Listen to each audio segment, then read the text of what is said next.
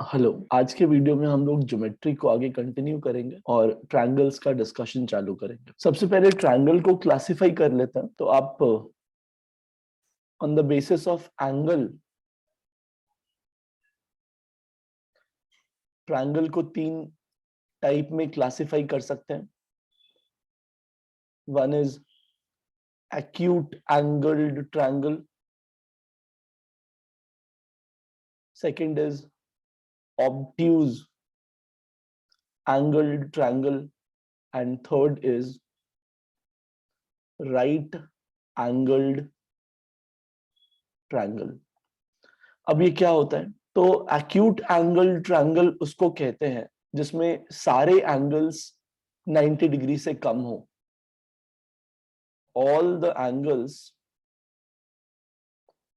in triangle are less than 90 degree, उसको हम लोग acute angled triangle कहते हैं। ऑब्ट्यूज एंगल ट्रायंगल क्या होता है?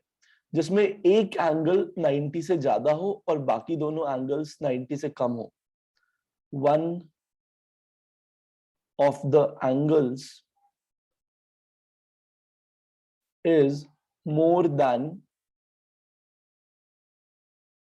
90 डिग्री। एक एंगल 90 से ज्यादा हो तो आप उसको ऑब्ट्यूज एंगल्ड ट्रायंगल कहेंगे। राइट एंगल ट्रायंगल क्या होता है? जिसमें एक एंगल 90 डिग्री हो। One of the angle is 90 degree. तो एंगल के बेसिस पे आप ट्रायंगल को ऐसे क्लासिफाई कर सकते हैं। अगर आप इसको पिक्टोरियली देखना चाहेंगे तो ऐसा कुछ दिखेगा। अगर एक्यूट एंगल ट्रायंगल की बात करूं, जैसे यहाँ पे मैंने एक ट्रायंगल ड्रॉ किया है, इसके अंदर आपको जो तीनों एंगल्स दिखाई दे रहे हैं वो 90 डिग्री से कम है, तो ये एक्यूट एंगल ट्रायंगल है। अगर आपने कोई ट्रायंगल ऐसा ड्रॉ कर दिया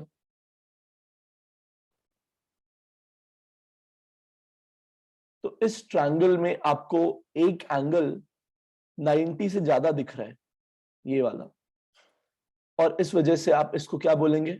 obtuse angle triangle.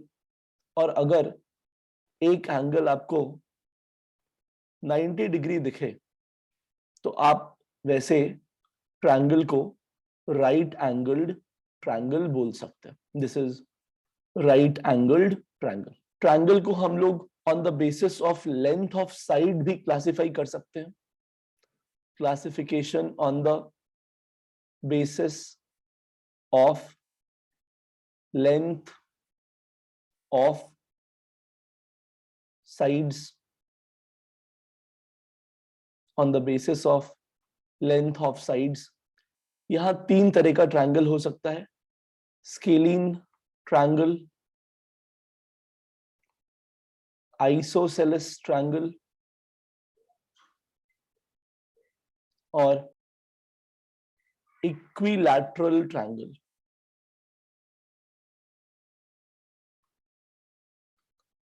Scalene triangle उसको कहते हैं जिसमें कोई सा भी साइड लेंथ इक्वल ना हो। नन ऑफ द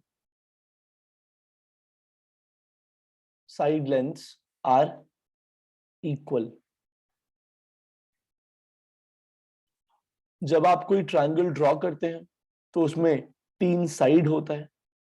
अगर सारा साइड लेंथ अलग हो तो हम लोग वैसे ट्रायंगल को स्केलीन ट्रायंगल कहते हैं। आइसोसेलेस ट्रायंगल में दो साइड लेंथ इक्वल होता है और एक अलग होता है। दो लेंथ इक्वल होगा बट तीसरा वाला डिफरेंट होगा। मान लीजिए ट्रायंगल का जो तीन साइड लेंथ है वो ए बी सी है, तो दो लेंथ इक्वल होगा और एक अलग होगा, उसको आइसोसेलेस कहेंगे। और अगर तीनों लेंथ इक्वल हो गया साइड का तो आप उसको इक्विलैटरल ट्रायंगल कहेंगे। ट्रायंगल की कुछ बेसिक प्रॉपर्टीज देख लेते हैं।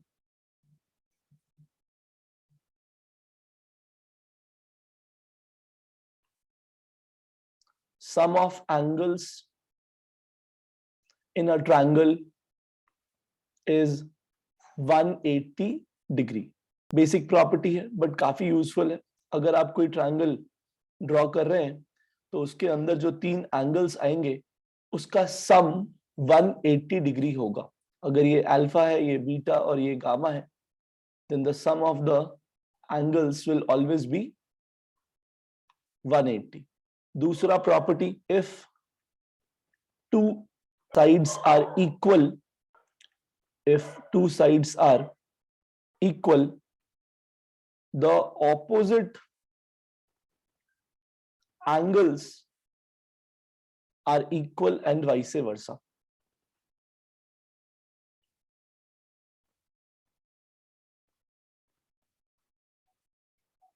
आप अगर कोई ट्रायंगल ड्रॉ कर रहे हैं, मान लीजिए आपने ये ट्रायंगल ड्रॉ किया और ये लेंथ भी ए है, ये जो यहां से लेके ये वाला जो साइड लेंथ है ये ए है, और सिमिलरली ये वाला जो साइड लेंथ है वो भी ए है, और मान लीजिए ये कुछ बी है। तो इस ए वाले साइड के ऑपोजिट एंगल को अगर आप अल्फा बोलिएगा तो बिकॉज ये लेंथ भी इक्वल ही है, ये भी ए ही है, तो इसका जो ऑपोजिट एंगल होगा वो भी अल्फा होगा। अगर दो लेंथ्स इक्वल हैं तो उनका जो ऑपोजिट एंगल होता है वो भी इक्वल होता है। अगर ये लेंथ की मैं बात करूं, ये ए है, तो इसका ऑपोजिट एंगल ये वाला है। ये लेंथ की अगर मैं बात करूं, ये भी ए है, इसका भी ऑपोजिट एंगल ये वाला है। तो अगर दोनों लेंथ सेम होगा तो दोनों ऑपोजिट एंगल भी उनके सेम होंगे। थर्ड पॉइंट समझने से पहले ये समझते हैं कि एक्सटीरियर एंगल क्या होता है। What is exterior angle of triangle? जब भी कोई दो लाइन इंटरसेक्ट करेगा, जब भी आप कोई दो लाइन ड्रॉ करेंगे, जब भी आप कोई दो लाइन ड्रॉ करेंगे और उनको आप इंटरसेक्ट कराएंगे तो वहां पे 4 एंगल्स क्रिएट होंगे, लेकिन जो वैल्यूज होगी वो सिर्फ 2 तरह की होगी। एंगल तो ये भी क्रिएट हो गया, ये भी क्रिएट हो गया, यहां भी एक एंगल क्रिएट हुआ और उसके ऑपोजिट साइड में भी एंगल क्रिएट हुआ। एंगल्स तो 4 बने लेकिन वैल्यूज 2 ही आएंगी, क्योंकि अगर ये एंगल x है तो ये भी x होगा, because these are vertically opposite. ये वर्टिकली ऑपोजिट एंगल है। और सिमिलरली अगर ये एंगल y है तो ये भी y होगा, क्योंकि ये दोनों एंगल्स भी वर्टिकली ऑपोजिट है। अब हम लोग एक्सटीरियर एंगल की अगर बात करें तो मान लीजिए एक लाइंस को यूज करके ट्रायंगल ड्रॉ करते हैं।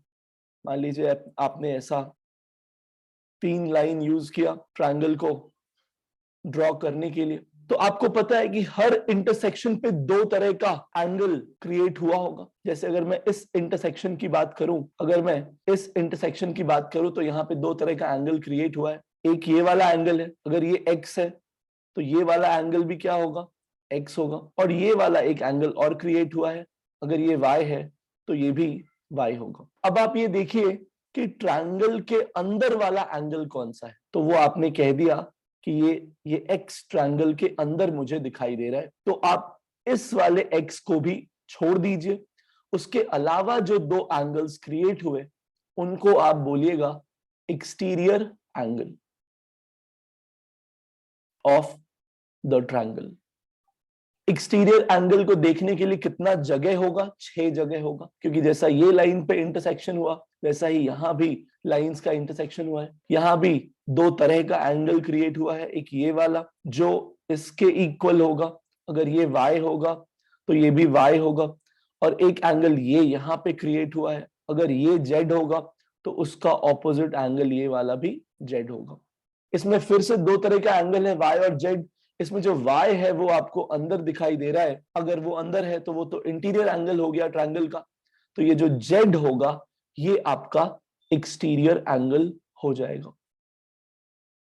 सिमिलरली ये वाला जो z होगा ये भी आपका एक्सटीरियर एंगल हो जाएगा। सिमिलरली इस पॉइंट पे भी ये एक एंगल अंदर क्रिएट हो रहा है, अगर ये a है तो उसका ये वर्टिकली ऑपोजिट है तो ये भी a होगा, ये इंटीरियर एंगल हो गया। उसके अलावा जो 2 एंगल्स उस पॉइंट पे आपको क्रिएटेड दिखाई दे रहे हैं, मान लो ये एंगल को आप W कह रहे हैं तो उसका ये वाला वर्टिकली ऑपोजिट होगा और इसको भी आप क्या कहेंगे, W। तो ये A वाला इंटीरियर एंगल है तो ये W क्या हो जाएगा, एक्सटीरियर एंगल। तो किसी ट्रायंगल के अंदर एक्सटीरियर एंगल को देखने के लिए 6 लोकेशंस होता है, आप वो यहाँ पे देख सकते हैं। तो थर्ड प्रॉपर्टी जो एक्सटीरियर एंगल से रिलेटेड है वो आप ऐसे लिख सकते हैं that the value of exterior angle is equal to sum of opposite interior angles। मतलब आप जो ये एक्सटीरियर एंगल का वैल्यू निकालिएगा तो वो किसके बराबर आएगा, जैसे ये जेड का वैल्यू किसके बराबर आएगा, ये जो बाकी दोनों इंटीरियर एंगल्स हैं एक्स और ए उनके सम के बराबर। अगर आप ये W का वैल्यू निकालिएगा तो वो कितना आएगा, तो ये वाले पॉइंट को छोड़ दीजिए, बाकी जो 2 पॉइंट्स है वहां पे जो इंटीरियर एंगल है X और Y उसका सम कर दीजिए तो आपको ये W मिल जाएगा। अगर ये वाला Y आपको निकालना है, ये Y का वैल्यू निकालना है, तो ये पॉइंट आप छोड़ दीजिए, बाकी जो दोनों पॉइंट्स हैं वहां पे जो इंटीरियर एंगल है Y और A, ये जो इंटीरियर एंगल है उनका सम आपको ये वाला एक्सटीरियर एंगल का वैल्यू दे देगा। सबसे पहले आपका काम ये है कि आप एक्सटीरियर एंगल को रिकॉग्नाइज कर पाए और जो बाकी दोनों इंटीरियर एंगल्स हैं उस पॉइंट को छोड़ के उनके सम के बराबर वो एक्सटीरियर एंगल होगा। सो ये 3 मेन प्रॉपर्टीज है। नेक्स्ट वीडियो में हम लोग कुछ प्रैक्टिस इसके ऊपर करेंगे। Thank you.